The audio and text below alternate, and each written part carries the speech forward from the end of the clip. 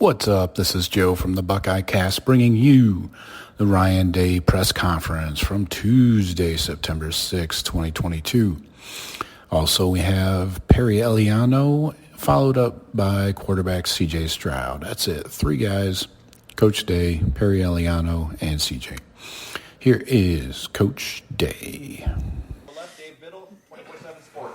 Ryan, you hired a head coach of the defense, as you called him, and Jim Knowles. The early returns look good. I'm sure you're happy. Can you just get into that a little bit, please? This was a great start. I think that when we talked about this leading up to the game, that's the start we were looking for sure. And I think the combination of, the experience and then the scheme and everybody coming together. Watching the film, they played really hard. They played fast. They played decisive, similar to the way that we were talking about them leading up to the game. So, good first start, but that just means we can do it. Now we've got to bring it every week. He's got an interesting philosophy in the back seven where he believes the starters are the starters for a reason for the most part. Doesn't like to rotate a lot. Like Tommy played every play, I think. I think your starting corners played almost every play. Was that did you like that when you were meeting with him? Do you like that philosophy? Was that one of the reasons you wanted to bring him in? Well, I think this game was unique in that we only played 49 plays on defense. So certainly you want to establish roles, but I think you're going to see more depth played moving forward. Go third row left, Dan Hope, 11 Warriors. Ryan, you said yesterday on BTN about how Jackson, impacts everybody on the offense. How does he do that, and how do you guys have to account for that if he's not out there? Well, he's just such an impact player. He can, as you saw last year, he can turn a 5-yard completion into, whatever. He's just so explosive. And, because of that, when you have a playmaker like that on the perimeter, it just has such an impact on the entire game schematically across the board. So, that's just the impact he makes because he's such a great player. I know you're hoping to get him back this week, but do you have to balance in your mind of, okay, maybe we should rest him a couple weeks and make sure he's fully healthy before he comes back? Yeah, we I leave it up to the doctors and the medical professionals, but yeah, we will not bring him back if there's any risk of him getting hurt further for the future. So we'll make sure he's 100% before we put him back in the game. Yeah. Fourth row middle, Pat Murphy, 24/7 Sports. Ryan, you talked about having to win every week here at Ohio State. You have this big game this week, a lot of hype around it. You come out against a non-Power 5 team. How do you keep the same intensity, same everything you need for a week like this after coming outside? Yeah, I think you guys have probably heard me use that term, competitive stamina, and I thought that that showed up in the game on Saturday night. The way that we played in the second half and certainly in the fourth quarter was tremendous because we knew we were going to be in those styles of games when you're playing against really good opponents. We were in some of those games last year. We did okay with other games. We didn't respond like that. We did on Saturday night, and that was a job well done. But that doesn't mean anything this week. We say it all the time after a Sunday practice. Once we walk through those doors and practice is over, we head up to victory meal. The game is done from the week before, no matter what happens, good, bad, or indifferent, because we have to move on because nothing we did last week matters.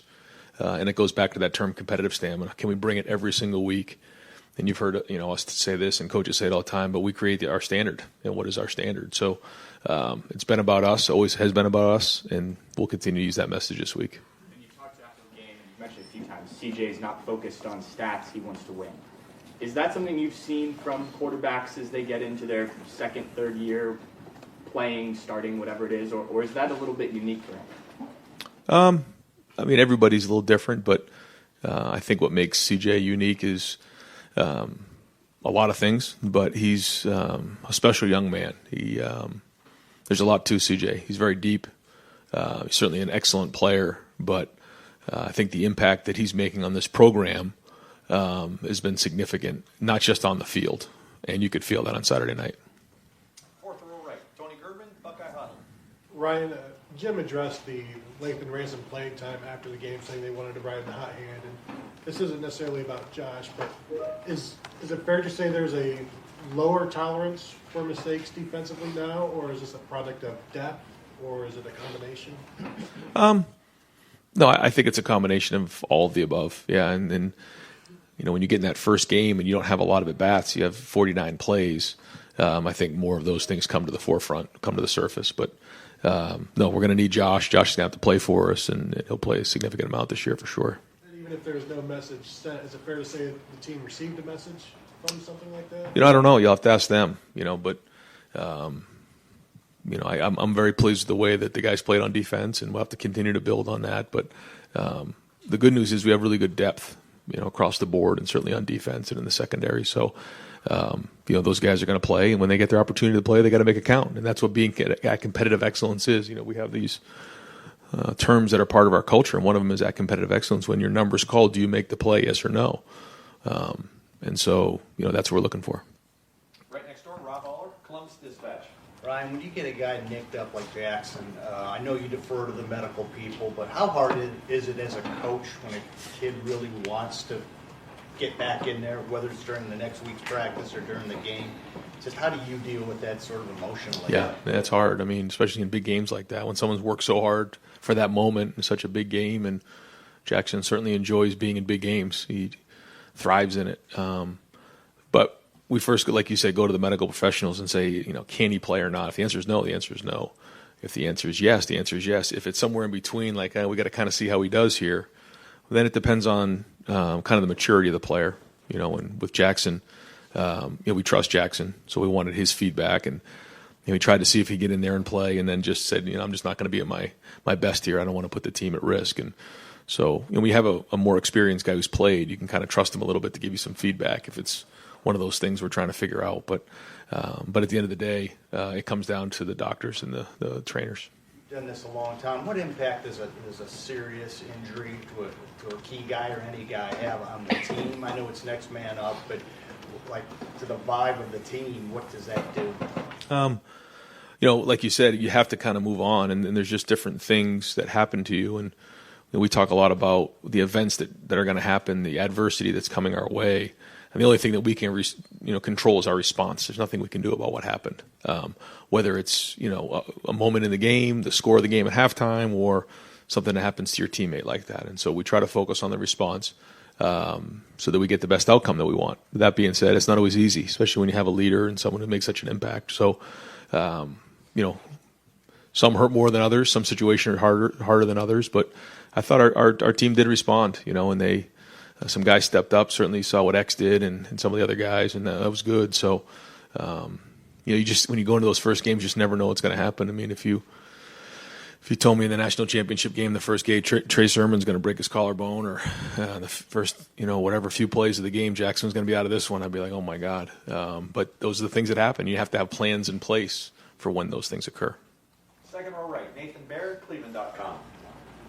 As you reevaluated, what did you see from some of those other receivers, and what's going to have to be better from them going forward? Yeah, no, I thought there were some good plays, some ones we just missed on, and I think there was a couple protection things, not many, but early on there was a couple things, and then just could have been cleaner early. And then I thought we were 9 of 10 there at the end and made some nice plays and kind of got more to a rhythm in the second half. So yeah, there's some things we certainly just technically that we got to clean up, and a lot of those guys, that was their first time playing other than the Rose Bowl in that type of environment. So a lot of good things out there, but a lot to build on. We still got a lot of improvement to make. Certainly know where we need to be. And speaking of guys playing for the first time, I know Donovan Jackson had played before, but obviously a big start against what was going to be a pretty good defensive front. Your evaluation of what he showed physically in that first game? Yeah, same thing. Had some really good plays. Had some plays he wants back, but for the first game against a very veteran defense and veteran front, solid job. I think he graded out a champion, and especially the way that we played in the fourth quarter, he was a big part of that. Third row left, Bill Landis. Right. With CJ and the younger receivers, it seemed like a couple times maybe he was expecting them to be maybe a little shallower than they were, or the one that was behind Jackson, or Emeka, maybe he thought Emeka might sit there instead of keep going with his route. Just how long does it take, I guess, for a quarterback and newish receivers to kind of get on the same page when you're trying to determine the landing marks and stuff like that? Yeah, I mean, I think CJ and Jackson certainly have a great chemistry there, and CJ and all the receivers have been working hard, to get on the same page, and they are. They've done a nice job. They've built great chemistry, and now you just have to put it on the field. So there were some plays that weren't executed well enough, and we got to get that fixed. But we've seen it in practice done the right way, and so we know that they can do it. It's just a matter of going and do it on the field. It looked like Luke had a boot on his foot walking out of the stadium.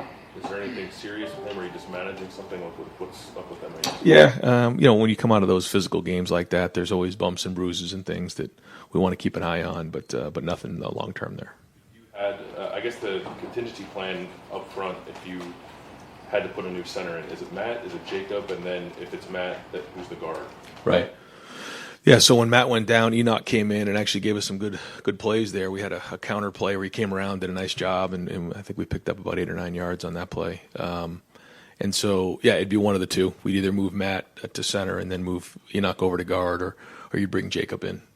So those are our two options there. Over to the right, Don Taberry, WBNS 10 TV.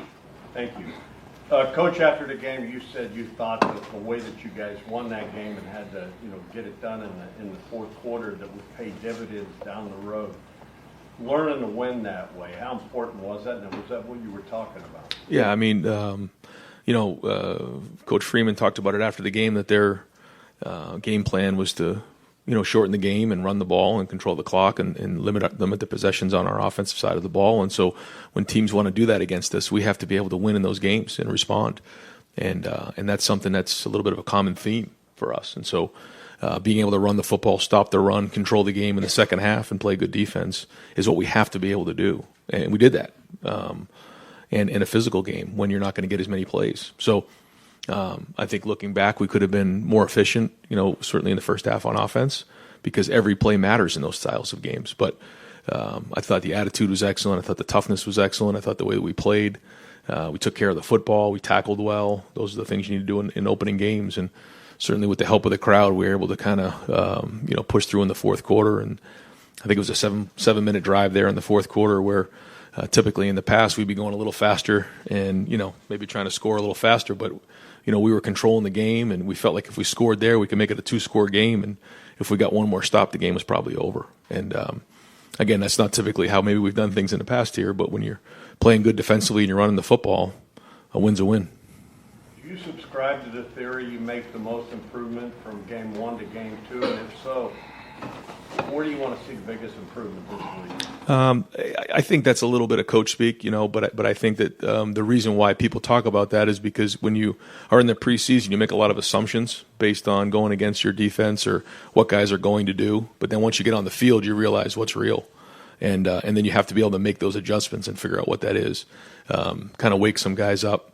So we'll see. There's certainly a lot of things to improve on. The issues are always there, and we got to get those addressed. And that's the key. When whether it's week 2 or week 5 or week 7 or week 10, we have to be able to make those adjustments, figure out what those issues are, and get them addressed. And usually it's, like I say all the time, when there's issues, it's one of 3 things. It's either coaching, it's execution, or it's personnel. And so, or scheme. And once you identify what those are, you got to get them fixed. And then the test is on Saturday. Can you tell us what Jackson injured, or you?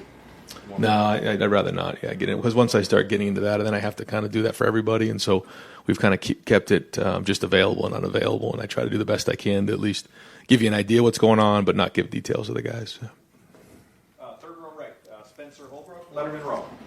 Ryan, when your defensive line plays the way it does in the first time out under a new defensive regime, are you even a little surprised at times by how good this defensive line looks this early in a new system change? Oh, it was certainly great to see the play the way that they did. We've seen a lot of that in the preseason. We've seen a lot of that last spring. Guys in the backfield making plays. One of the things that I thought was great in the game was the first play was an explosive play. And I think the easy thing to do would have been like, oh, here we go again. And we've talked a lot, long and hard. I know the defensive side has, and I've talked to the defense that, with our style of defense, at any point we can get a negative play, get them off schedule, and either force a field goal or force a punt because of the different styles and the scheme that we run. And that's exactly what happened. I think they picked up 3 on first down, and then 2nd and 7, Mike gets in the backfield, creates a negative play, 3rd and long, force a field goal. We're off the field. We got a lot of energy, and we moved on. Nobody had their heads down. There was no panic. They believed in it. And I think that's Jim's mentality is, give me a yard and we'll defend it. So that was great. But yeah, to see the defensive line win the line of scrimmage was excellent in game 1. I don't want to get too in the weeds, but I think Notre Dame was 0-8 on 3rd and more than 7. It seemed like last year there were too many times where 3rd and 1 guys couldn't get off the field. Is that one of those marks where you say, okay, I we've made real defensive progress through the offseason, being able to get off the field when we need to. We did in the first game, but that means nothing moving forward. Yeah, we certainly have not arrived, and we only played 49 plays, and that was great, but we had a lot of football to play. But for game one, it was well executed. But now we got to do it again this week. Fourth row left, Jacob Bench, the Lantern. Yeah, hey Ryan, just building off that, you talked about Jim Knowles' mentality, just the turnover battle Saturday with no turnovers for either side, just how significant was that to you, and how important is that turnover battle between your team? Well, when you're playing against a team that wants to run the football, it's, usually they're going to take care of the football a little bit more. There's less risk there. They want to control the game. And there was a lot of field position play back and forth. There were some opportunities in there where maybe in the past I would have gone for it. Early on, I think it was a 4th and 3 around the 40-yard line. I think the year before we went for it against Oregon. Didn't do that. Decided to pooch punt, got it inside the 10. I think we had 4 punts inside the 15-yard line. So you're playing the field position game. When you're playing against a team that wants to run the ball, you have to be smart because all it takes is one turnover, and you could be up against it. So we tried to do the same thing, run the football, take care of the football, and win that style of game, which is a different style of game than maybe we've been in the past. And we knew that we had to be able to do that if we want to get to where we need to be.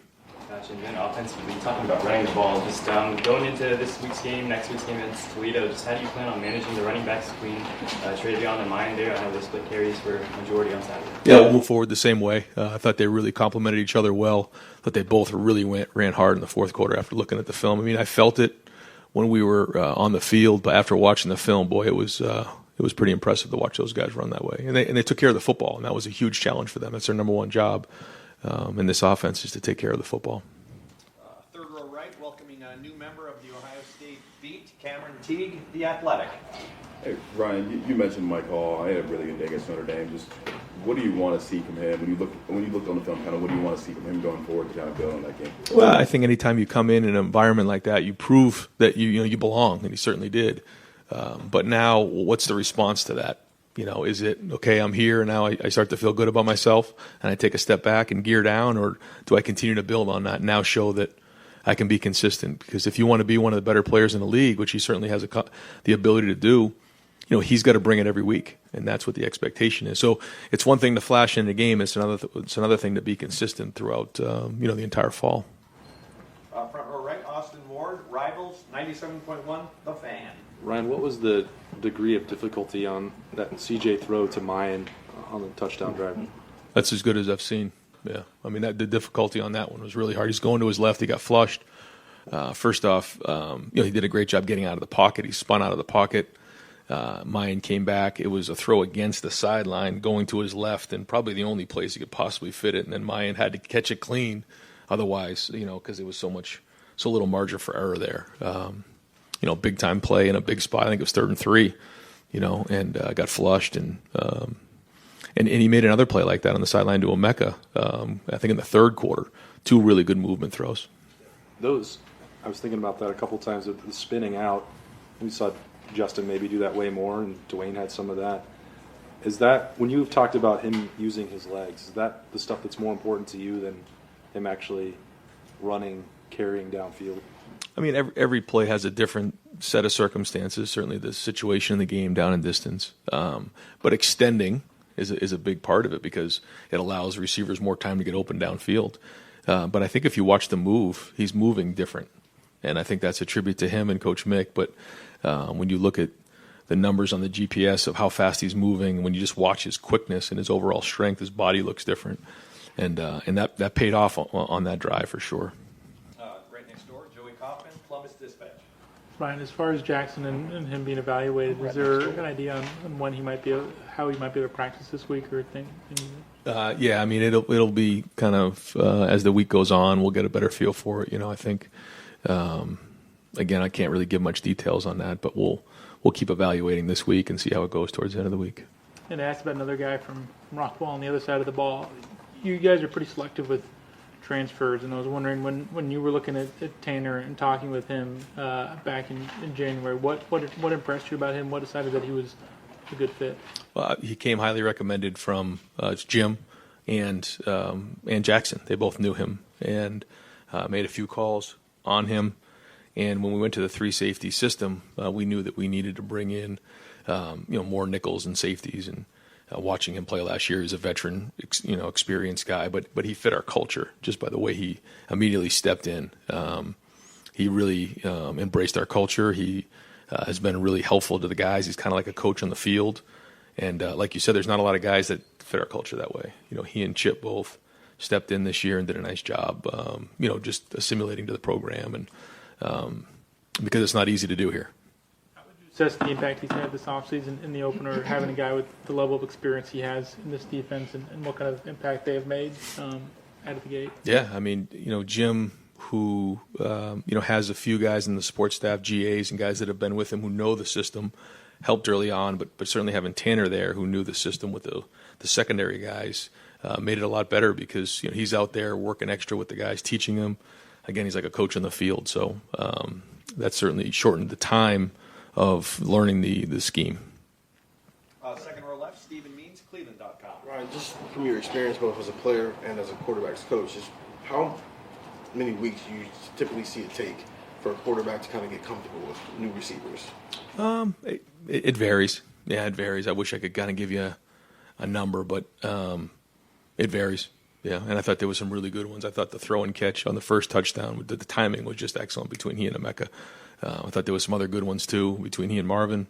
The timing on the throw and the touchdown pass to he and Xavier were excellent. So there was good signs out there, and there's been a lot of work done in the preseason too. So we'll kind of keep working at it this week and see where we are on Saturday. And then, how much more control have you given CJ at the line of scrimmage? You try not to do too much. Just because someone can doesn't mean you should, because you want them to be clear and be thinking and just worry about executing the offense. And so we try to take as much off of his plate as possible. But he's very intelligent, so we can handle high levels of information and does a really good job in protection and the run game, changing plays when we need to do that. But just because he can doesn't mean we should. And so I try to be very mindful of that. You ever have to scale him back because he's probably asking for more and more? Yeah. I mean, he and I talk about that a lot. And typically we'll put a lot in, and then every once in a while he'll say, "This is maybe a little bit too much here. Let me just kind of go play," and we kind of go back and forth on that. And by the time Saturday comes, we come to a pretty good idea of what the game plan is going to be and what he's comfortable with. But that's. Brendan Gulick, Buckeyes Now, Sports Illustrated. But it is good to have somebody who's older who can give you honest feedback in that area, though, too. Yeah. Coach, I know Julian Fleming was listed as a game-time decision. How close was he to getting on the field? Yeah, he went through warm-ups, and he was close, and it tore his heart out not to be in this game. Had an unbelievable offseason, did a really good job this preseason. Tweaked something leading up to the game, and so we're hoping to have him back on Saturday. But as it relates to Arkansas State, what are the unique challenges they present to you? Certainly a good coaching staff, good players who, they've added some new pieces. And when you look at some of the guys who have joined their team, they come from very good programs, and so they have talent. Got off to a good start last week. So, and played some teams really tough last year. When you look at some of the teams that they played, they were in those games, even though maybe their record wasn't as good as they wanted to. And I know with that coaching staff, they're much improved this year. So, we got to do a really good job of, getting ready for a noon kickoff, because that's a lot different than it was last week, and then playing up to our standard. I realize that the goal is to win every game, right? But are there specific things you're trying to accomplish this week, as you try to get into a good rhythm before you get into hard conference play? Well, I felt like last week was like a conference game, so we've been working towards that the whole preseason. I mean, we were tackling, we were doing all those stuff. Everything was in. Like, it wasn't like we had time to kind of move along with that. But I think this week it's more about addressing the things that we didn't do as well and continuing to build, trying to fix those things, build in other areas, and then I think we'll probably play more plays this week too. So you'll have an opportunity to just evaluate everybody a little bit more. Third row middle, Andy Anders, Buckeye Sports Bulletin. Yes, a lot's been talked about of how this defense sort of changes the picture for a quarterback after the snap. But when you're talking about the front and how they're moving different pieces around, as an offensive play caller, what's difficult about that to scheme against, and sort of what they can do with the jack position and how the front changes? Well, identifying what's happening is probably the biggest challenge, is getting everybody on the same page. And when you're having a hard time communicating and identifying what's going on, it can create confusion. And I think that happens sometimes. And so I think at the end of the day, what happens with this style of defense and Jim's philosophy is they make you work every play, the quarterback and the offensive line. Over here far right, Clay Hall, WSYX. Given, Ryan, the hype of that game, the build-up, the months of this is going to be the greatest thing ever, and the stakes of the game, how big a hurdle was that you cleared? Huge. Yeah, it was big. But so is every game around here. If you don't believe it, try losing it, you know. But that being said, there was a lot of build-up, like you said. Leading up to the game, for sure. You know, game being at 7:30 and just seeing everybody there. The skull session, the walk, pregame, I mean, all of it. So, yeah, there's a lot. And so we tried to be mindful of that with the players, and we tried not to, you know, get them up, you know, too early in the day. You know, it's kind of had to be steady with them and talk to them about the build-up. And you have to be at your competitive excellence when the foot hits the ball, and that's mentally, physically, emotionally, spiritually. And you can't just it's just not going to happen, especially when you go into the skull session, you're doing the walk, and you're you know, on the bus coming over here to the Woody for a walkthrough, and you see all the people. It's easy to get yourself you know, worked up for a game that doesn't kick off for another, you know, 10 hours or so. So it was a long day, but to see the way we played in the fourth quarter and to leave that game with a win was a job well done. And but that's behind us, and now we got to move on. And your post-game reaction, was that jubilation, joy, or relief? Relief. Relief. Yeah, it's relief. Far right deep, Andy King, WBNS 10 TV. Coach, when you look at, you talk so much about the scars on this team. Yeah. And how much do you think those scars helped you get the job done last Saturday? I don't think there's any question. Yeah, I don't think there's any question. But I think that's life. You experience things, you learn, and you don't always appreciate things until you've had some things taken away from you.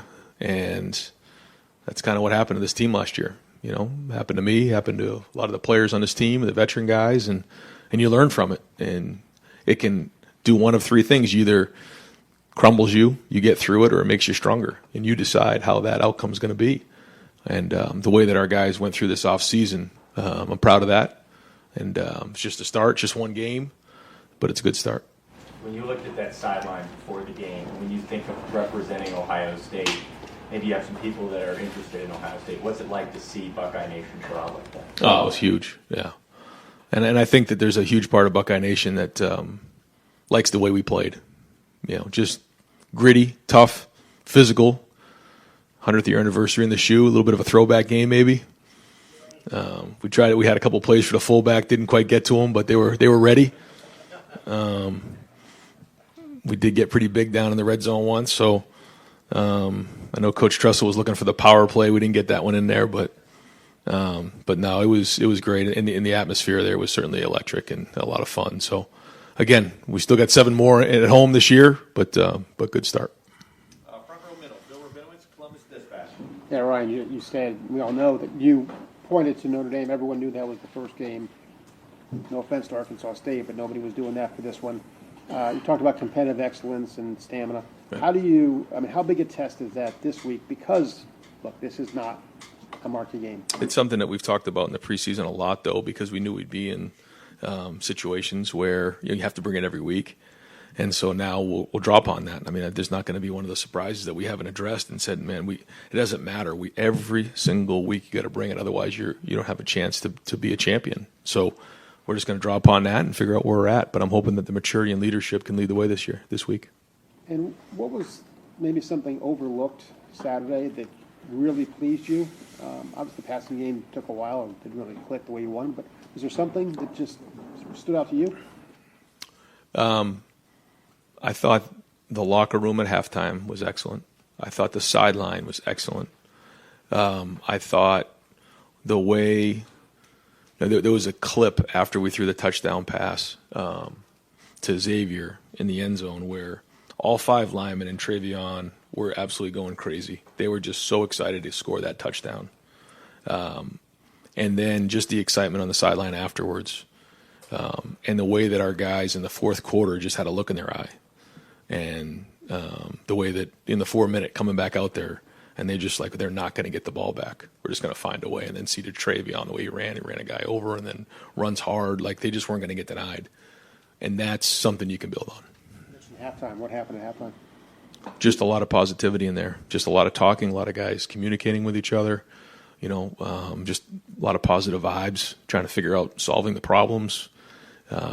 Where, I've been in locker rooms before where there's just not a lot of talking going on, But these guys, there was energy in there. They were talking. They came out of the locker room with juice, and they just had a look in their eye that they weren't going to get denied. And again, that's what we were trying to build on this summer. Time for two more. Front row right, Tim May, Letterman row. Thank you, Jerry. More fluid is the way I would describe watching CJ roll out of some of those situations and get to the edges, etc. Did he work on that in the offseason? Did you press that, or did it just for a second-year starter, does it come a little bit more naturally? We certainly worked on his athleticism and tried to get him stronger and faster with Coach Mick, and he did that. He really attacked the weight room this year, and you just feel it. But no, we've been doing some throwing on the run, and we've been doing some different things with him, and certainly worked on scramble drills. It's been a big emphasis for us, just with 7-on-7 and some of the things that we've done, and with our defense doing a lot of drop 8, we had to, with the 3-man rush, if they're going to drop 8, there's only 3 guys in rush. So to identify that at times and then, extend the play makes sense. And it's something that we have worked on some, but a lot of it has to do with him just feeling the game and seeing it. Yeah, I got about 50 questions, but I'll ask 2 more quick. Okay. Xavier Johnson, not only did he go in at that moment, but he was up for the moment because obviously on that touchdown, I think they blitzed both safeties for the first time all game. Maybe I'm wrong. No, you're right.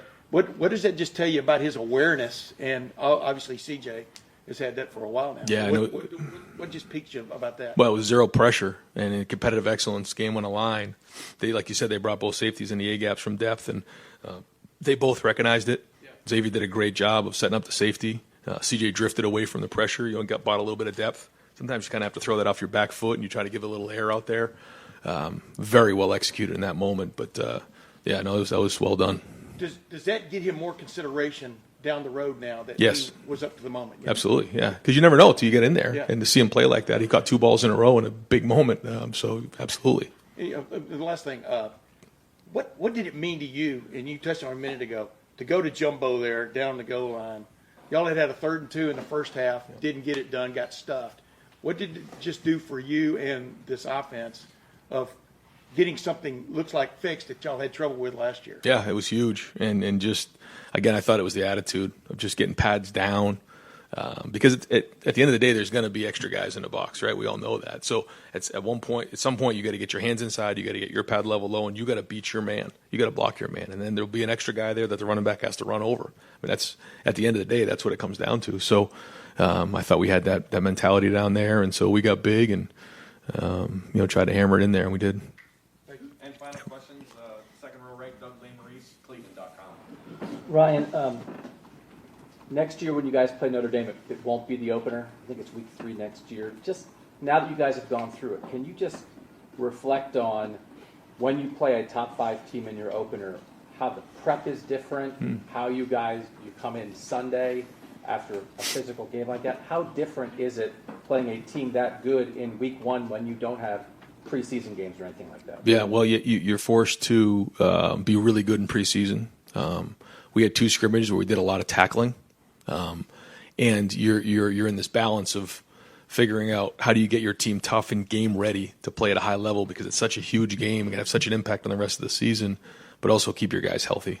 Just a lot of communication between Mick Marotti and I over and over and over again. I mean, we're in practice and he'll get the GPS numbers on somebody. We'll he's out, get him out. He's already run too much. Or we look hard and think, go over and over and over again how much hitting we should do, how many plays in practice we should have. And so between he and I, and then obviously talk to the coaches about their opinion on things, but we just try to figure that part of it out so that they can be at competitive excellence on that night. And I'll give the players credit. They believed because it was a hard camp. It was not easy. We went hard. We were physical. But I think we had them ready.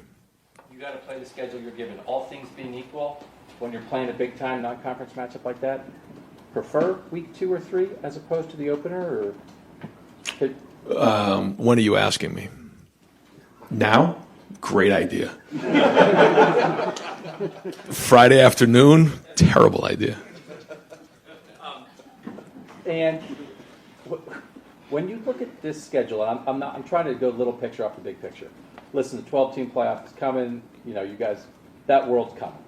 You look at Wisconsin and Penn State and Michigan State and Michigan and all the games that you guys have in front of you. Yeah. Right now, as you just played a top 5 team, how hard can a team go how many times a year where could you play a top 25 team every week in college football? Like the NFL, you're playing a great team every week. It's a parity league. Or when guys are in class and they're 19 years old, do you have to play some games where you're not playing a top 25 opponent because of mental and emotional and physical wear and tear in place? Like how tough can it be every week? I think that's a great question. I don't think I have really the answer to that because we really haven't done that before. So I'd be kind of speculating. But it's something to think about for sure. I just haven't quite considered it, But it's interesting, and I think that those are all the really good questions that are coming up as we head into this format. Yeah. You feel, right now, you guys just won that game. Yeah. The toughest of the game. How much do you think this team feels it right now? Right? Like, how long is the physical, mental, to get back at it? Yeah. Well, that's why we talk so much about competitive stamina, because no matter who you play, we have to play the same way. Period.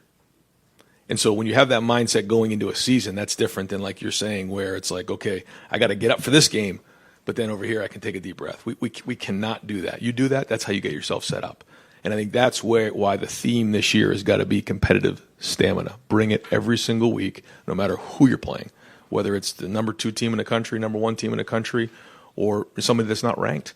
You've got to be yourself. And so we've got to bring it 12 times in a regular season, regardless of who we're playing.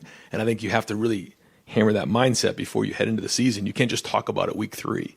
And we've been talking about it a lot. So we'll see where we're at. You hinted, though. What is your opinion of the 12-team proposed playoff? I mean, I think it's exciting. I think it's really exciting, but I think there's a lot of work to be done to figure out a lot of things. But that's why we have the best athletic director in the country to figure those things out, not me. Coach, thank you very much. Thank you, Ryan.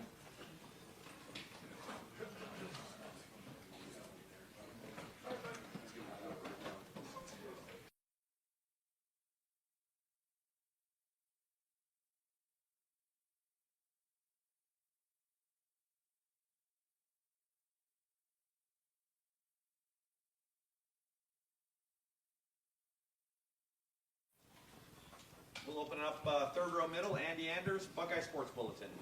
Yes, just first your evaluation of Lathan Ransom and how he played when he got in the game. Andy, it didn't surprise me. Lathan's had a great fall camp. He practices well. He loves what he does. He prepares well. So what you saw on Saturday did not surprise me. Coach Knowles always talks about his trigger. Can you elaborate more on that and how you've kind of coached that up? I mean, he just is a football player that's very instinctive. I mean, and so when he goes, he goes. And obviously he has a great impact when he makes plays on the ball and stuff like that. Fourth row middle, Pat Murphy, 24/7 Sports. Following up with Lathan, obviously Josh starts the game. There's the play that everyone sees, but how much was Lathan in the game plan ahead of time? How much did that have to do with how Notre Dame played? I mean, the two of them seemed to kind of step in for each other, so how much was that part of your plan beforehand? Pat, for Lathan and Proctor, I go into the game plan more so how did they prepare during the week. Proctor's a phenomenal player, great young man, got a huge role on this football team. And I love him. I trust him. Lathan, I feel the same way about. And so it wasn't planned accordingly like that, but what I wanted to do was just calm Josh down, and Lathan ended up playing, quite a bit because he got in rhythm. But by no means, both of them, we need both of them to do what we need to do this year. And when you have a guy like Josh specifically, misses almost all of last season, comes back, big game, how do you then, like you said, calm him down, but how do you then address that with him to get that message? Hey, you're still a big part of this. Right. You don't want to lose him mentally. No. Josh was great on the sideline. He was phenomenal. One of the things, we talk about brotherhood, being selfless. He was great.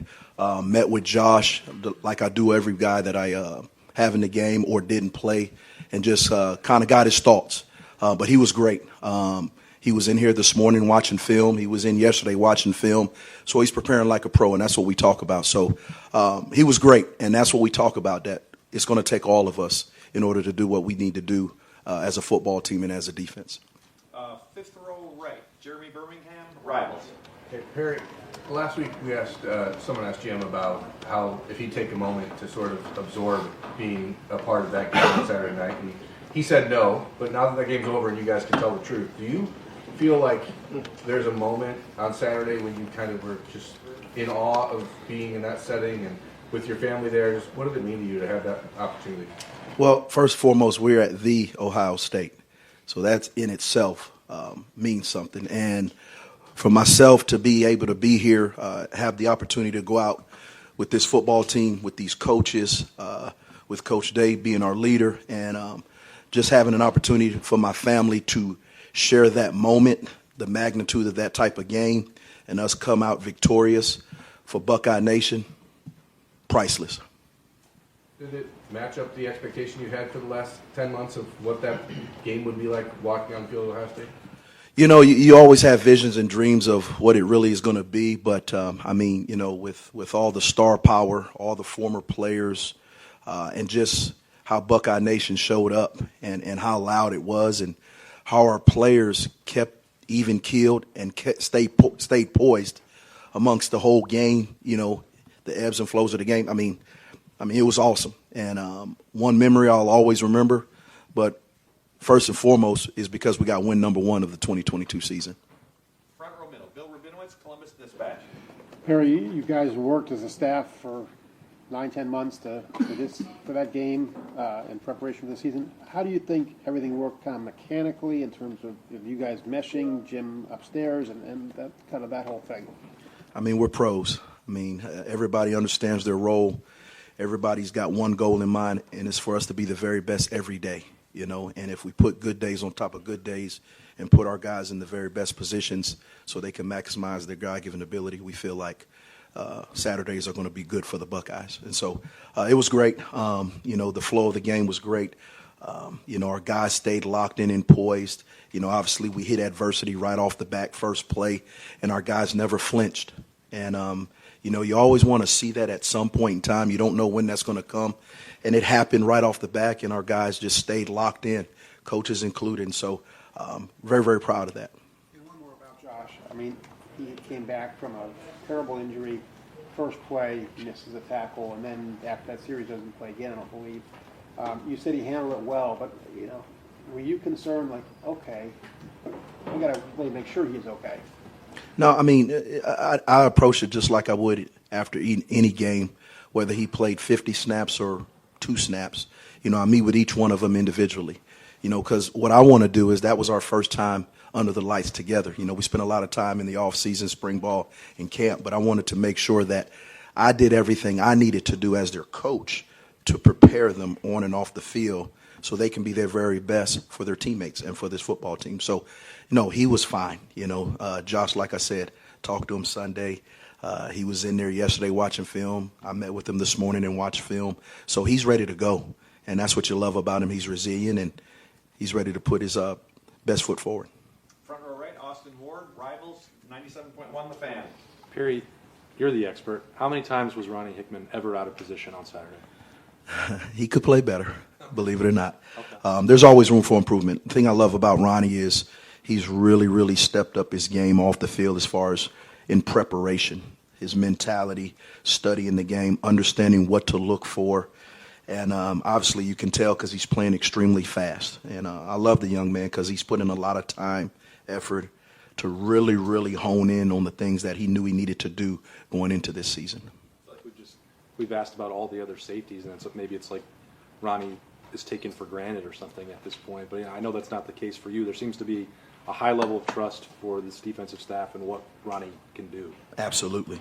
And he's earned that. And, you know, we've earned his trust, you know. And like I said, he goes to work every day, you know, keeps his head down. And the thing I love about the room is they all want to be coached. And they want real feedback. They don't want to hear how great they were. They want, Coach, what can I do to be better. And when you have something like that, that's special. Second row right, Doug Lamarice, Cleveland.com. Perry, can you maybe just take us through the prep, the game plan when you have a tight end like Michael Mayer, and what you guys wanted to do with him and how you guys think you executed it? Because, you know, he made some catches but didn't put up a ton of yards. What was the plan and the execution? First, he's a great player. He's going to make a lot of money one day. But we just studied his habits. We studied his tendencies. We knew exactly where he was going to be. You know, I told the guys, hey, if he makes a catch or two, just keep hitting him, keep being aware of where he's at, because it's a 4-quarter game. And the guys embraced it. You know, the competitive excellence, the wanting to compete against the very best, and you know, they relished that. And so, you know, he made a couple of catches, but I thought overall we bottled him up and we did what we needed to do in order to come out with the victory. And Jim Knowles up in the box, what's his communication like? Is he nice and calm during the game? Is he Absolutely fired up during the game? Everybody on the sidelines got ice water in their veins. Like I said, you know, you build that trust in the off season, in the summer, and during camp. So when we get to when the lights are on, nobody flinches. Everybody's even keeled, and we're able to make adjustments. We're able to get on the board and know exactly what we need to do if something did break down, and there was no panic. And the cool thing is to look young men in their eye, and they see that, hey, these guys got it. And now we just got to go out there and continue to execute. So there was no issues there. You're saying that when the players look at the coaches in game and say, these guys know what they're doing, listen to them, and this is going to work. Absolutely. How vital does that always happen? How vital is that for players to be able to look at coaches and say, we know these coaches know what's up? You know, I think it's about your preparation during the week. When they see it on film and they practice it, and then when it gets under the lights and they're able to see it live and in color, that means something to young men, because they're saying, you know what we worked on, what we practiced, what the coaches told us, that was what was coming. It actually happened. And when those things continually happen, the confidence of a young man, of a defense, of a team skyrockets, because now they know exactly, hey, we just need to come to work and prepare the right way, and success is inevitable. Right behind him, Cameron Teague, The Athletic.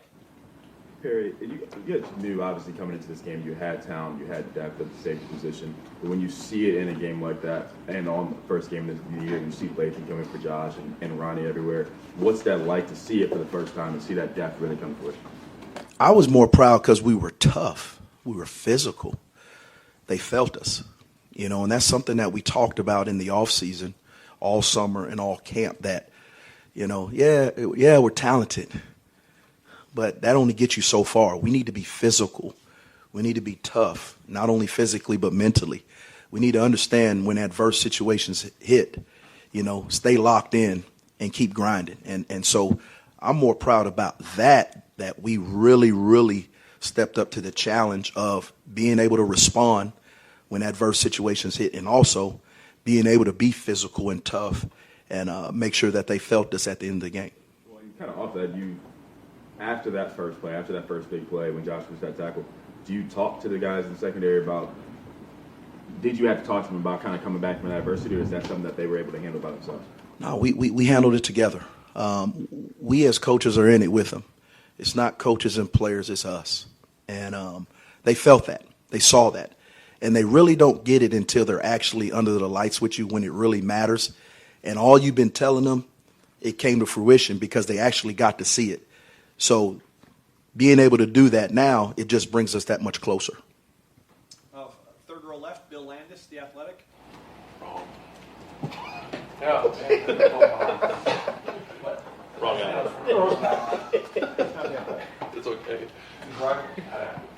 We're ready to end this right now. Early in the game, when Lathan stuck Mayer on that third down stop, and then stopped a guy who's 60 pounds heavier than him, kind of dead in his tracks, what kind of tone did that set for, maybe just your safeties in general, but I'm assuming that kind of permeates through the entire defense. Just what did you feel in that moment? Absolutely. You know, first and foremost, it was a money down. So they had already had a tendency. That's who they wanted to get the ball to. So we knew that going into the game. And so for Lathan to do that, it's just more than anything. We talk about being BIA, so every day you wake up, every day we come in this building or outside this building, every time we take the field, there's a representation of all the great DBs that have come through here. So when we say best in America, that's a walk of life. That's who we are, and that's what we believe, and that's how we have to be each and every day. And so, like I said, it doesn't surprise me because of all the hard work, the preparation that Lathan and his teammates have put in each and every day that nobody sees, and so we talk about it all the time, unseen hours, unrequired work. That's real. We live that. It's not something that we just say, but we actually live it every day. How does a guy like Lathan physically do that when he's just, he's not the same stature as Michael Mayer? He's given up quite a bit there, but they tried it and one guy went backwards and it wasn't Lathan. How does he do that? Coach Mick, weight room, desire, heart, and we only going to play one way. We will be physical. We will be tough. We talked about it, and we want to put it on display. I don't know what you heard, but that's Bill Landis from Rivals. Third row middle, Jack Emerson, Buckeye Sports Bulletin. Hey Barry, when you have a guy like Tanner who has so much experience in the system, in a big game like that, when the crowd's wild, how important is it to have a guy like that to maybe calm guys down to maybe be an extra coach on the field in a game like that? I think it was more just, the build up to the game. You're always concerned about that as a coach just because of the build up. I mean, it's a big time game, top five, two top five teams going at it on primetime TV with all the star power around. I mean, you could get caught up in that. So Tanner's done an excellent job since he stepped foot on campus. He's a very, very mature young man, very smart, and he's embraced our culture from day one. So to have him on the football field is awesome. He does a great job in practice. He does a great job in meetings. Fourth row right, Tony Girdman, Buckeye Huddle. Perry, when we look at the schedule, we see, you guys might have to play a third linebacker against this team, a third linebacker against this team. You guys didn't do that at all. I was going to ask how proud you were of your guys, but we already know that answer. What's the conversations among the safeties and you guys afterwards? That you guys held them to 2 yards of carry, and you did it with 3 safeties instead of 3 linebackers. Like Jim said from the very beginning when he got here, we're a safety-driven defense. So there's a premium and an expectation on each and every safety, just like each and every defensive player. We all have our roles, and we talk about being champions in our roles all the time. And so they knew what the challenge was when they got in the big personnel people, and they were willing to step up to the challenge, which I didn't expect anything different from them. But to actually then see it, how much better do you feel about the next time you'll see it, or the next big game that's going to be faced up? I'm focused on the Red Wolves right now, but we'll be ready. Second row left, we just have time for a couple more, folks. Second row left, Stephen Means, Cleveland.com. But we've heard Knowles' stance on rotating versus playing the starters. Was Saturday more of first big game, you just kind of went with who you trusted, or is that what we should expect going forward? You kind of ride the hot hand, whoever plays. I coach with my heart, and I coach with feel. That's one of the things I love about being on the sideline, because I'm able to look guys in their eye, and I'm able to really, truly get a good feel for what's going on during the game, the body language. That's just how I operate. So I don't go into any game with any preconceived notions of this is what I want to do on this series, this guy's going to go in, because the ebbs and flows of the game are different. I mean, we played 28 plays in the first half. We played 21 plays in the second half. Now, we didn't expect that. We knew they were going to try to slow the game down, but to that degree. So that meant we were getting off the field at a really high rate. And so, but I don't go into any game, this is what I want to do. It's just really the flow of the game. Front row right, Joey Kaufman, Columbus Dispatch. Perry, just to follow up on Tanner, people have talked about him and his knowledge of the scheme being helpful, but as a player and manning that slot corner, what did you see from him Saturday? How would you just evaluate him as kind of like the role he has in that slot? He did what was expected of him. He didn't get a ton of action at him. There was a couple of plays that he knows he's got to play better, whether it be a technique or a fundamental issue. But overall, he played well enough for us to do what we needed to do to win. And right next door, we'll wrap it up with Tim May, Letterman Row. Thank you. Did that match at all, that atmosphere match at all, that first game in Lumberjack Stadium? Negative. Okay. I was going to say, Nacogdoches has its own No, deal. come a long ways. Yeah. Come a long ways. When did you know in spring or even preseason camp that Lathan Ransom, what was that moment? I would think there's got to be a practice or maybe a series of practices where you could count on him. I mean, you understand what I'm saying? That he was back. I mean, from a compound fractured leg or whatever he suffered in the Rose Bowl. When was that moment? Well, obviously, Lathan didn't have any spring ball, and I knew that moment in the summer. So there were times when I would come into the indoor, and Lathan would be out here in the indoor by himself, working out, nobody around, doing drills, and I would just watch, from afar, and I was impressed, because he didn't have to do that. So that let me know right there he had a desire. He was intrinsically motivated. And then once we got to camp, each and every day he just worked. He's a great young man, just like the rest of his teammates are, and he just works, and very, very coachable. He puts in the time and effort. I think one of the biggest things for Lathan and his brothers in that room is they're loving learning about ball. They're loving it. And it's something cool to know that young men, each and every day they come into that meeting room, they're learning ball and they're able to play fast. And so it doesn't surprise me what he did on Saturday because I've been seeing it in camp. But more importantly, it started when he was able to finally run. He was able to finally jog. And those things pay off. And from a safeties coach's perspective, looking at the Red Wolves, as you pointed out, what stands out about their offense? Obviously, they juiced it up. They got a running back that used to be here a long time ago, was dismissed from here, but Seams is in there. And then Blackman started, a couple of seasons for Florida State and stuff. What do you see when you look at them? They're a good football team. They really are. They're a tempo offense. They go as the quarterback goes. I mean, he's a big target back there. He stands tall in the pocket. They got really good skill around him, several transfers, and so we got our work cut out, but, that's why you play the game and that's why you compete. Thank you, man. Great. Coach, thank you very much. Thanks, Barry. Thanks, Barry.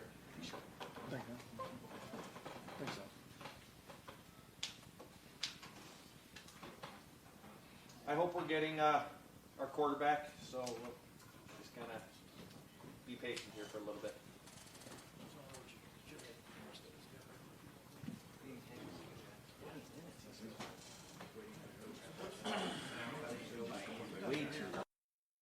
Welcome CJ Stroud to the podium. We'll open it up. Far right here, Dom Taberi, WBNS 10 TV. You've had a couple days now to look back at it. Just overall, most things you were pleased with, things you feel you need to step it up with after one game. All glory to God first and foremost, but just looking at the film, definitely think we did some great things on offense, moving the ball when we had to.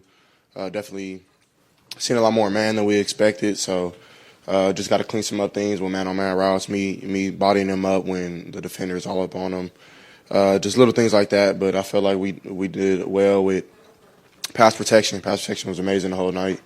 My O-line did a great job, and they even dropped 9, and we still got a third down conversion. So I'm proud of my guys who just keep fighting, not knowing all the looks that we were going to get going into week 1. So especially a tough team like Notre Dame, number 5 team in the country. So it's kind of tough knowing that they're going to do some different things. And I felt like we handled it well all week at practice. So I'm happy with the victory. How about the grit that you guys showed, especially in the second half when you had to go out and win that game? And there was some old school football out there running the ball with Mayan and Travion. Just talk about the job that they did and knowing that you guys have that in the well. Yeah, I mean, it's a great feeling. I definitely think that that's something that we've been pushing since the offseason. Not just running the ball for 2 to 3, but trying to get 4, 5, 6 every play. And I definitely think that we did that. I know Mayan averaged 6 yards a carry. I know Trey probably averaged somewhere around there too. So even when stuff wasn't there, like they're running through people, which definitely think you need. But I think that we built that in the offseason, just lifting weights and pushing sleds and doing things like that. We definitely changed the narrative on that. I felt this game, and one game doesn't define us, though. We got to keep doing it. So. Second row right, Doug Lesmarie, Cleveland.com. CJ, Coach Day was talking again about that play when you rolled out and found Mayan on the sideline. Can you just take us through that play and like what goes into that as a quarterback when you're escaping pressure and trying to find a guy? Yes, sir. It was a drop 8 coverage, so really 2 to 3 hole players. I just watched it on film, but when you have drop coverage and you have man coverage and you have hole players, it's tough to get cross routes going. So that was our concept. We had a crossing route, and so I'll read the widest defender. He ran out like it was man, so I go through my man principles. I first alerted mine. He had a wheel route, but mine isn't really a burner. So he was decently open at first, but I wanted to see what else could be open. So I kept going through my progressions, and then X kind of got bumped by his whole player, who was the Mike linebacker, number 27. And so as I did that, I tried to go back, but then I kind of felt a little pressure in my face, so I rolled out, went through. I knew it was third down, so I wanted to get the first down. I mean, I didn't want to turn the ball over right then and there because, I mean, if that's the case, then it's even worse. But even if we don't get it right there, it's fourth down, we punt, and then if they score, we got to get the ball back and go on a 2-minute drill in the game. So, I mean, just being the competitive stuff I am and don't mind just being competitive, I just wanted him to come back down, which he did. We had that same rep during practice this week, and it didn't end up going like that. It was actually mine didn't run the route all the way. So this time he actually got it right. I seen him kind of through the corner of my eye, and I mean, I feel like it's something God blessed me with to be able to throw the ball on the run a little bit. So just try to put in the best spot that he can get it where the defense couldn't, and mine did a great job getting his toes in. So it was a great play. Definitely, I feel like that it changed the game. Definitely put in the game more in our control. So it was amazing. I mean, you guys are often so precise in the passing game within structure. How important is it for a quarterback to be able to do that and keep a play alive, and how have you worked on that? How do you work on that? How have you worked on it this offseason to be able to do that in that situation? Yeah, we call it second part of the route here, basically scramble drill. That's probably like the universal term. So just working the scramble drill right then and there, just knowing the situation. I definitely think we've gotten better at situational football here, just knowing when to start down, knowing that we got to convert and when we don't. So I feel like that was really important right then and there in that game. I mean, and we made it happen, so I'm happy. Far left, Justin Holbrook, WCMH. When it's such a big game like that, physical, mental, emotional energy that you guys spend, come back on Sunday to the facility, how do you move on? How do you move off of the top 5 win and say, we have to go face Arkansas State now this week? Right, yeah, I mean, definitely got to have short-term memory, but at the same time, you got to enjoy your victories and you got to smell your flowers. So I feel like we do a great job of that here. I mean, we have our champions meeting and everything here. We're having fun. We had a good time doing that and seeing great plays. Seeing EA light some dudes up on special teams was kind of cool, so I had us juiced up. And then after we go out and have our Sunday practice, because they always says we're on to the next week, and then we're on all our focus on Arkansas State. So amazing win, very tough team, top 5, first game of the season, which first game of the season are never really easy, no matter who you play, I feel, unless they're like total bums. But so Notre Dame definitely weren't bums. They were a good team. So really proud of my guys, and now we move on, go to Arkansas State. How long did it take you to learn to move on but also appreciate the wins when you were first year, second year? When did you start to learn how to go through that and make a routine out of it? Right, yeah. It was definitely tough for me last season. Just like we had a lot of big-time games last year. I feel like that first game was really big, and I never really like celebrated the wins after until probably like week 6, week 7. And one of my close friends and actually my agent called me. He was like, bro, you got to start enjoying your wins because, like, you work hard, right? And I'm like, yeah. And you really don't realize, like, the work that we put in is kind of unique. It's very not a lot of people I think can do it, like the work Coach Day puts in, the work I put in, Coach Wilson, just to get the passing game, the running game, just little things. And you got to just enjoy that because it's tough, you know what I mean? And to be away from your family and things like that, so you got to smell your flowers. Second row left, Stephen Hellwagen, 24/7 Sports. Yes, CJ, I want to ask about Emeka. It seemed like the moment was calling for somebody to step up with Jackson not able to go, and just you were hoping that this would be a big season for him coming into a starting role. But that game and also everything leading up to it, what did you see out of him, I guess? Yeah, Emeka, even Marvin, both extremely hard workers. Both are always in the building, working on their game, doing something right. Even off the field, I mean, trying to just make sure their bodies are right. I mean, you see them, they're all buffed up, they're chiseled up. So that just shows how great they are with what they do and how serious they take it, even being so young. So Emeka, yeah, he got to show a little bit of what he can do, even though he can do more. And I feel like even in our past game that he fits it perfectly, him and Marvin. And I feel like that first game kind of just put a little taste to people's mouths of what we can do a little bit. But I feel like we'll do even more and more just with the work we put in and things like that. So Mecca and Marvin, they're two great young players, work hard, great routes, great body discipline, and different things like that. So just super excited to see what they do. Right behind him, Bill Landis, Rivals. CJ, going back to the play of mine, it looked like that ball sort of had some backspin on it, like it kind of got back to him on the sideline. Is that just random how it came out of your hand? Are you doing anything with your arm angle or the pressure you're putting on the ball to make it do that, to come back? I don't know. I don't know if it did that. That's cool if it did. I'm not sure. I just threw it. I threw it as try to be as accurate as I could and just give him the shot to catch it where the defender couldn't. He did a good job of placing his body in the right place and giving me good numbers. I feel like when they give me their numbers, they want the ball. So he did a great job of doing that. Even Emeka had a play like that. The drive, I think, prior to that on the sideline again where he kind of cut the defender off and put his numbers to me, and I feel like he wanted the ball, so I gave it to him as best I could. So I didn't try to do anything special. I think that's something that maybe God blessed me with, so I'm happy. With Marvin and Emeka, I think there's a point in the game with Marvin, the ball was a little short. Like you told him to sit maybe a little more shallow than he did. And then there was the one that was behind Emeka where maybe it looked like you were expecting him to settle instead of keeping his route going. It wasn't pervasive throughout the game, just kind of 2 moments that stood out. But how do you, I guess, work through that kind of stuff with receivers sort of in between drives to make sure you're all on the same page with that? Right, yeah. I definitely think it's just conversation, just seeing what they see, seeing what I see. Definitely just got to get through those things. I mean, Chris and Gary and Jax went through that last season. Just filling each other out, trying to make sure that we like what we're doing both ways. I mean, we all got to be on the same page. So it's just different things like that. Definitely not anything alarming.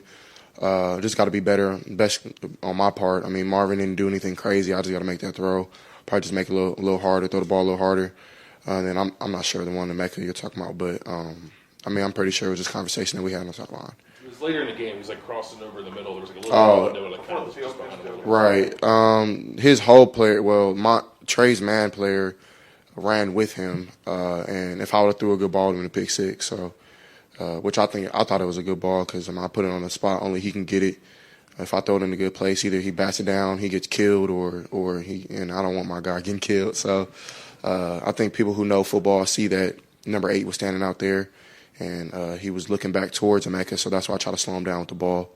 So, I mean, that's just a football play that I feel like I had to do.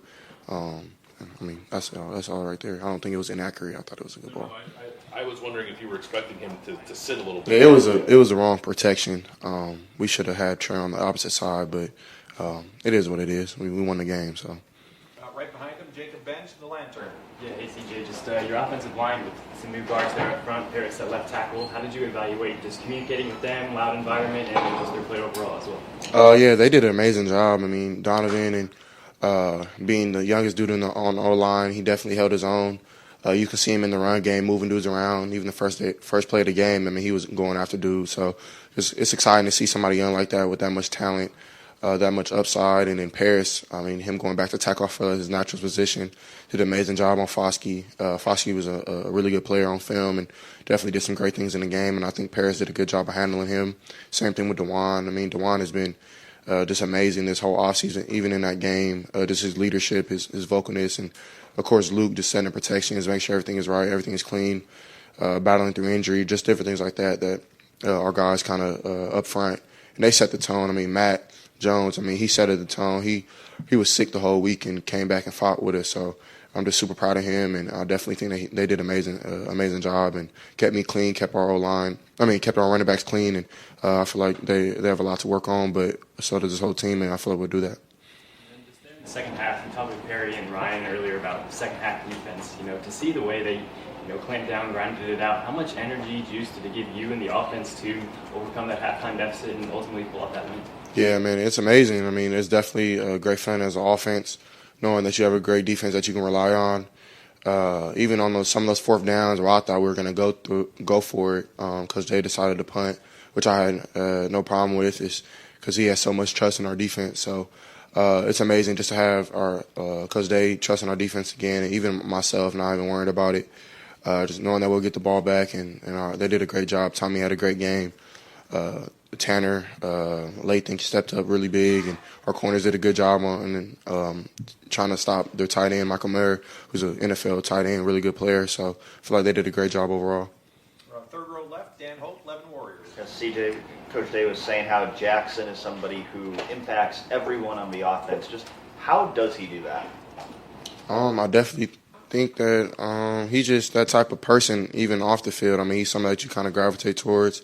He's very relaxed in every situation, never panics. So when he went down, it was kind of like a shock to everybody. Like, damn, like where's Jackson? I didn't even know that he was hurt, that he would not return in the game. I thought he was going to return, but like that, it just affects your whole offense. Just like, I mean, he's the best player on our team, if you ask me. So, but it is what it is. I mean, Jackson, he'll come back and do great things. But yeah, it definitely does affect our offense. Does affect our team because I mean he's just loved on the team on a personal level. So you never want to see your brother go down, especially you see all the work he puts in the off season and just grinding so hard, and it kind of sucks for him not to bear the fruit of his labor. But it is what it is. God has a plan for him. So If he can't play this week, what are the things you guys need to do better to make up for him not being out there? I feel like we did everything that we're supposed to do with or without him. I definitely think everything happens for a reason. So. I feel like X will step up big, Emeka again, Marvin again, JB will have a good game again, and the younger dudes, we're calling them to step up. So it's an opportunity for everybody to have a good game and try to go out there and dominate, try to compete. So I'm not sure what we have to do better than what we did in the Notre Dame games, top 5 teams. So it's kind of tough to just pick them apart all the way. So I feel like as the season goes on, we'll get better at that. So just excited for that. Right in front of him, Stephen Means, Cleveland.com. CJ, you're a pretty smart football player. I think you've kind of given off that impression at this point. But Day was even talking about when he's throwing stuff at you, there's even times when you have to tell him to slow down a little bit so you can catch up on stuff. Are there examples of moments when Day's throwing a million things at you and you're just kind of like looking at him crazy? Yeah, I mean, I definitely think we have two different perspectives when it comes to certain things. Like, Coach Day's seen things from him. He played quarterback as well, but he hasn't played in a while. So, but he's seen things from a sideline perspective. And I'm not saying this happened in the game because, I mean, we were really clean with our conversations and we were happy kind of with everything kind of worked out, even though it wasn't perfect. But we knew that coming in. But, like, during the week, we didn't know what they were going to do. And we prepared for a lot of their different coverages and fronts and different things like that from prior places that DC was at, Marcus Freeman where he was at. So like Cincinnati stuff, the Bengals stuff, just different things like that. So sometimes he would confuse me. I'd be like, Coach, I'm just going to go read the coverage and hope everything works out. But, I mean, you can't do that. I mean, so he keeps me honest with that type of stuff and make sure I'm fully prepared. So the conversation is always good. Sometimes he does say a lot, but I think I can do a good job of just knowing what he means and knowing what I have to accept and taking into consideration for the game. So Back in the spring, you were talking about putting more on your plate, especially pre-snap at the line of scrimmage. What did that mean against Notre Dame? Like, what were some of the things you were maybe able to do this year that you weren't able to do against Minnesota, even against Utah? Right. Well, this game plan was kind of unique for us. We usually have a lot of checks and a lot of run checks that I have to go through, even pass game checks. And this game, they really just put the protections on me and Luke. So I feel like we did really clean with that. The run games, we didn't know what fronts they were going to bring. So we had universal plays that kind of went with everything. So I really didn't have to do too much this game. But I'm pretty sure as a year goes on, I'll probably have more. So I'm not really too worried about it. We've been working on it for the offseason, and I definitely think that we'll be clean when it happens. What's the dynamic with you and Luke at the line of scrimmage pre-snap? Like, how does that kind of work? Right. I mean, he's like the vice president. I'm like the president. It's kind of like how it works a little bit. Like he'll make a claim, and I'll either veto it or make something else. So it's the truth. Like he'll set a protection because I mean I'm seeing everything from bird's eye. He's down in the stance, so if I see a rotation or see somebody's triggering, then I can flip it or I can base somebody, which means just he's the ID now. And our running backs did a great job of pass protection. We kind of made us whole, seeing where everything is coming from because I mean they're in a scan protocol going from left to right. So definitely, if us three are on the same page, I mean, it all works out. Front row right, Joey Kaufman, Columbus Dispatch. CJ, when you were talking earlier about the throw to Mayan and escaping pressure, do you feel better handling pressure and being able to move this time than kind of escaping like a pass rush you did a year ago? I feel like last season I really didn't have those opportunities all the time. Even now, I'm probably am a little more comfortable just moving around. I feel like I'm faster a little bit. My body feels bigger, so I mean, I'm not worried about. And I wasn't worried about that last season, but I feel like I am more comfortable with my body and how it works now, being around like 218, 220. So, and I feel like I'm quicker getting out of the pocket on some of those things. So we worked on those things in the off season, and it just made me a little more confident. And then our players, and they're really smart in those type of scramble drills. So I just try to keep my eyes up and make sure that everybody's happy. Because if I just take off and run, I don't think, and the receivers are wide open, then I mean I'm doing them a discourtesy. So I try to give everybody the rock. How much of that is just being faster and quicker, or having like a sense of where the rush is, and I guess how does that kind of like factor in play versus you being faster versus just sort of your pocket presence? I definitely think it starts with the pocket presence, just like knowing what type of rush, if it's 3-man, 4-man rush, or if it's a blitz where it's 5, 6-man, even 7-man rush. So even in a zero play with X, they brought zero, and I knew that I wasn't hot yet because they came from depth, the two safeties, and I knew I was warm. So I just had to get it on my hands. So it's just knowing different things like that, like how many are coming.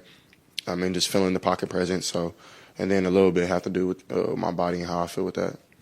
Right next door, Tim Mays, Letterman Row. Yeah, get back to that warm, hot thing. When you're up there and you see those two safeties, I think it might have been the first time the whole game they brought both of them. I mean, maybe I'm wrong. And you've got this Xavier Johnson sitting there. Is he seeing the same thing I am? What are you thinking there? I mean, just go through that whole thought process. Yeah, I mean, here's a guy that hadn't played much, you know. Right. I mean, Coach Day and Coach Fitch, somebody who I hold near and dear to my heart when I go through my game plan and things like that. He helps me out tremendously. So he always tells me to have a game plan for zero. They didn't bring zero yet. So, I mean, but I was ready for it because it was starting long. They like to bring it. With Notre Dame, that was kind of their tendencies of bringing it 3rd and 8+. So as I'm going up to snap the ball, I just was wondering, like, okay, what's my zero plan? And that's what the play so that play, we called it earlier in the week. And I was talking to the guys like Jax, X, Emeka, because they play H. And I was like, if we get this play in a zero, do this and that. So that's what he did. So it's kind of cool for it to kind of pay off because sometimes, I mean, we just talk and it doesn't happen. So for it to happen was kind of cool. So I just see them coming from depth, took my drop and just try to get on my hand. And X did a good job of setting a good route on his man and winning his route. So it all worked out. And like you said, I mean, this is Xavier that saw it too. I mean, you know what I mean? He's hardly played. I mean, it's just, is that kudos to him for keeping his head in the game all these years, especially? You know what I mean? Yeah, he's an OG, man. He's a vet. So he definitely knows the game. He sees it well. He never really has any MAs where he's missing assignments or kind of doesn't know where he's going. He always kind of knows what's up. So I didn't even give him a look or nothing, knowing that I didn't know he knew it was zero until like he made the move that he did. And I was like, okay, now he knows it's zero. So he kind of made the play happen. So it was cool for him to do that. Thank you, man. We've got time for just a couple more folks. Front, the second row right, Nathan Baird, Cleveland.com. Coach Day was just talking about that it's nice to have a more experienced quarterback now because of the feedback you can give him during games. Some examples of that during the Notre Dame game where you felt like you made the offense better just by things you were able to go back and tell him? Yeah, I definitely was just letting them know just the fronts they were in. They were predominantly 4 down front until it was like 3rd down. A lot of man coverage. Then they would mix it up with a little 32 fire, which is basically internal pressure with the 2 linebackers and a drop zone coverage. A fire coverage on the backside, on the back end. So just letting them know different things like that. We thought we were going to get a little more cover 2, a little more 6, which they did run. And a couple of those times we made the play happen. So, I mean, just coming back to the sideline, giving him more feedback, and because, I mean, he's not able to see everything. And it's better, I feel like, for a player's perspective to give him what I'm seeing on the field. So it ended up working out. And I feel like that's definitely helped me in my game, just making sure that we're on the same page with Coach Day and the play calling. So it was well. Do you define success at this stage more by diagnosing like the zero blitz that you were just talking about than aggregate yardage or touchdowns or things like that?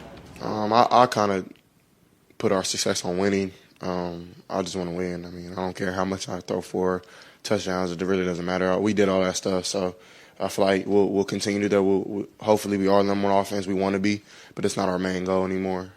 We just want to win games. So I mean, at the end of the day, it's all that matters. Is that how you decided you're a good quarterback that night, though? I guess is maybe more the question. I mean, I feel like I did some good things. I mean, 70-something% throwing the ball.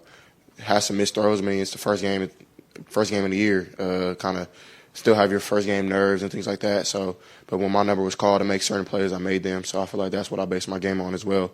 On top of winning. So I feel like I did some good things. Definitely, you can always work on your game. So I'm never going to be perfect, and I never want that to be the case of me just thinking I'm perfect. So definitely our offense, we're humble, and we're just trying to continue to be the best we can be to win games.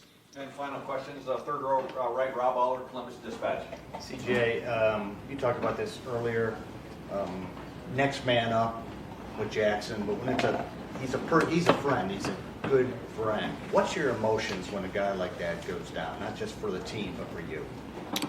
It's just shocking, just to know, like I said before, just the work he put in, and just for him. And it's not nothing crazy. Like, he's not out for the season, thank God. So I'm not too worried about it. But it's just I wish he played. I mean, I feel like he would have had a great game. I mean, they were doing some coverages that we literally wanted for Jackson. So it kind of skewed our game plan a little bit, like taking shots and differently like that. So we definitely had to be smart with the ball on my part.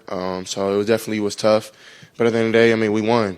Jackson, after the game, I talked to him. He was extremely happy for us, happy for him with the team. And, of course, he wanted to do more and want to be more a part of the game. And he will. Everything will be fine. He'll be good to go in the next coming weeks. So. How do you deal with that? I mean, you've been in that situation. He's hurt. When you're hurt, you want to play. Players want to play. But the doctor says maybe no. Right. What's that discussion like with the head coach? You had it last year. Is it just really tough to? Yeah, it's tough. I mean, because just being competitors and being, I feel like we both have dog mentalities where we want to dominate every time we step on the field or court, whatever it may be. So I definitely think it's tough, but you got to be smart. I mean, it's the longevity of the season. It's the first game of the year. I know. I mean, it's Notre Dame. You definitely want to play. You've been dreaming about these type of moments your whole life. So it was tough for him, and last year it was tough for me. But you got to be smart. Definitely, that's you want to be a young pro.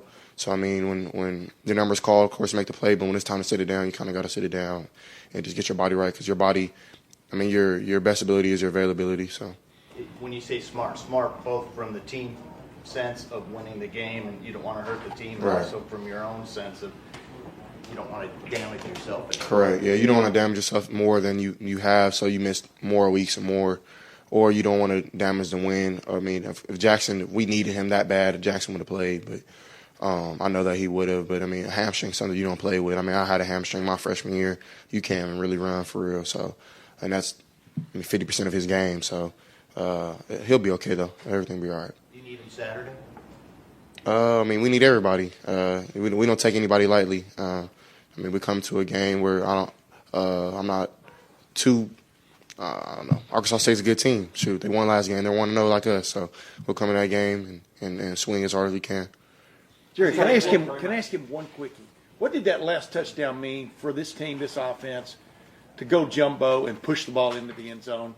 Based on all the stuff you heard throughout the offseason, you know, you guys playing soft, not being physical, et cetera. What did that just do for you guys? I mean, it just made us. I mean, it didn't really prove nothing for us. We already knew it was a. I mean, we had that last season. I mean, we're not really worried about what everybody else got to say. We just trying to prove ourselves right. We ain't trying to prove nobody wrong. So, I mean, it was just something that we put the work in. We basically our work that we put in, we bared it. So we bared our fruit. I mean, and that's all that matters. We knew what was up. So, I mean, it wasn't nothing surprising to us. We just had fun out there. So. And last thing on the mind thing. That play, when it happened, how did you feel? You talked about enjoying wins last year. How did you feel when it happened? How did you feel when you watched it on film? That's the mind. I'm super happy for mine, for real. That's my best friend on the team, and I've been enjoying.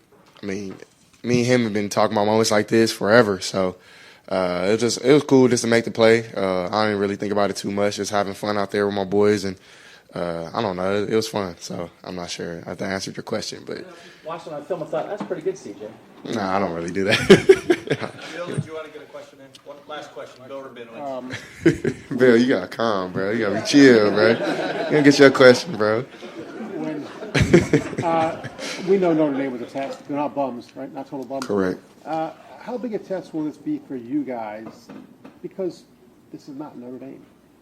Ain't no test. I mean, that was not a problem last year, but I feel like it was a problem, to keep it real. So we maybe play down our competition sometimes, and me personally, that's not something I never want to do. You always want to go out there and prove that you can dominate anybody you step on the field with. So I feel like every week we kind of have the same approach, watch the same amount of film, go through the same routines at practice. We're not going to be light on anything. We're going to make sure everything is done the right way, just so like it can be done right week 2, so it can be done right in week 10, week 11, week 12. So definitely nothing will be passed slightly here, no matter who we play. So. Real quickie, Luke walked out with a boot. If he can't play, how much faith do you have in Matt at center or Jacob or whoever it would be? Yeah, I mean, we worked these type of scenarios in practice where Luke would step out and Matt will come in or Jacob will come in, and I mean, I've trusted those guys too. I mean, definitely had to make some adjustments to that because Luke is so pivotal in his way to see defenses and see fronts and different things like that. So definitely will be adjustment, but nothing crazy. All right, folks, hope you enjoyed those. As always, keep it locked in here to this channel and get your press conferences and player interviews along with some amazing podcasts. Check out the weekly show. Check out the Daily Blitz et al. Talk to you later. Go Bucks.